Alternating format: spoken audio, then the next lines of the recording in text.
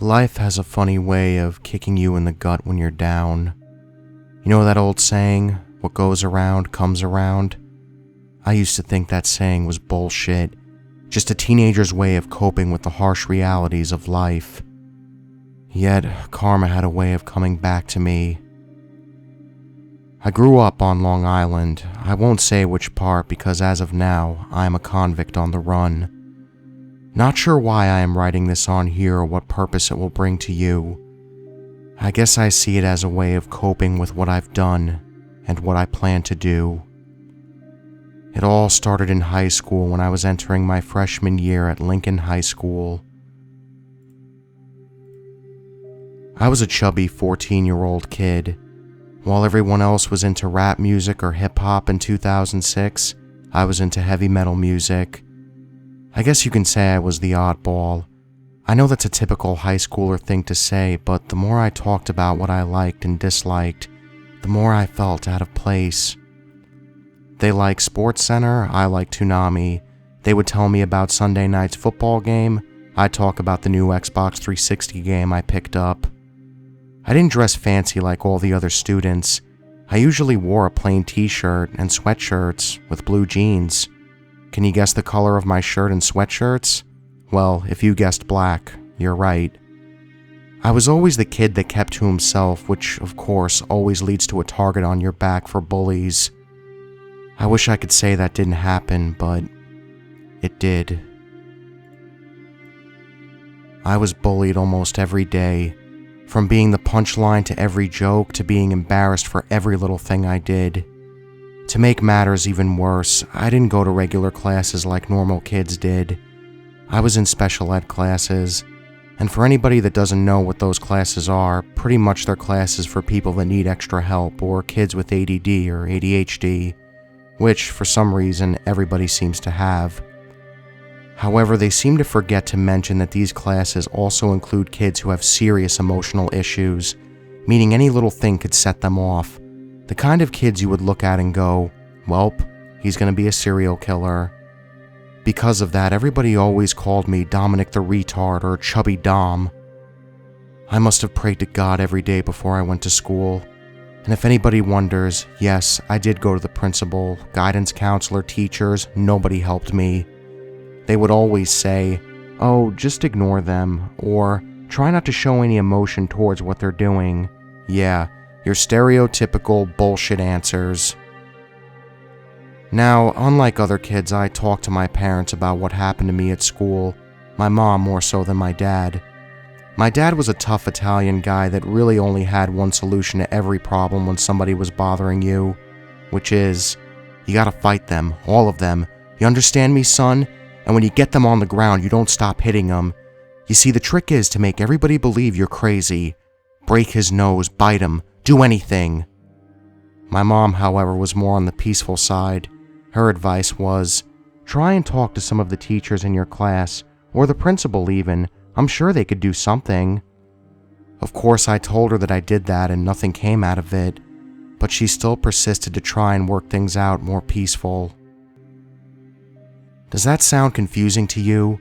Two completely different point of views from parents that are supposed to be one-on-one with things like this 90% of the time? Well, unfortunately, my parents were never one-on-one with anything. I lived in a household with both parents pretty much hating each other. There was never any crazy domestic violence, just a lot of yelling and disagreeing. My little sister Alexandra would always cry when they argued. She was only 8 at the time, and whenever they would argue, I'd run in her room and try to cover her ears and whisper, it's okay, Big Brother's here." But as I moved her brown hair back and looked into those blue eyes of hers, she would start bawling, screaming, "Stop it!" I didn't know what to do, not just with my parents' issues, but with school. Friends? Friends? What friends? Nobody ever wanted to be associated with me. That is until one day when everything changed. I don't know if I regret this day or look at it as a turning point in my life, when I realized one of my parents were right. 8th period, my last class of the day, and so far my day was going okay. Nobody bothered me for once at lunch or gym class.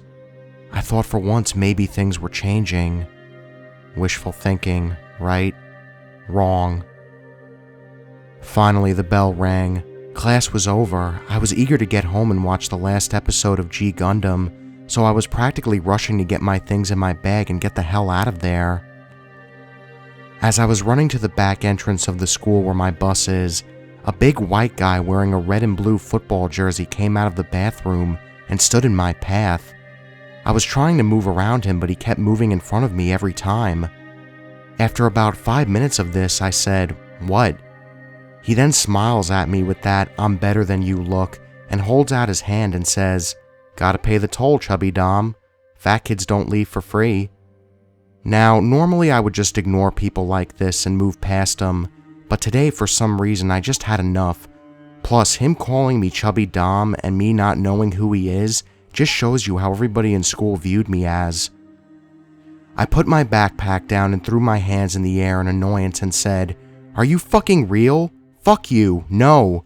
But as I said that, I felt a hand on my shoulder.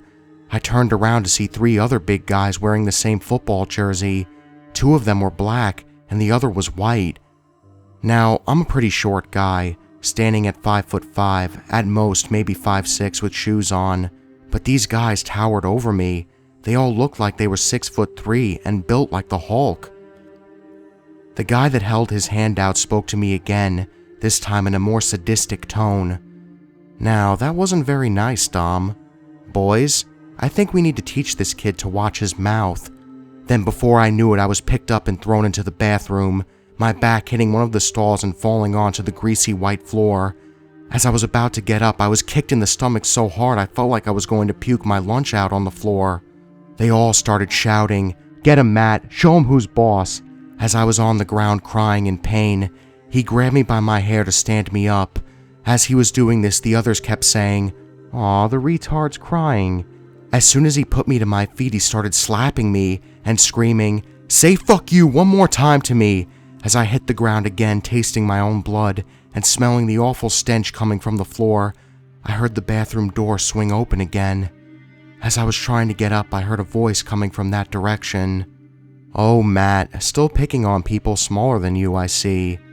As I stood up and looked for the source of the voice, I see a guy about my height almost, maybe taller, wearing a leather jacket with blue jeans on and a black shirt to match his black shoes. He walked a step closer, and Matt stood up to look at him as the others did.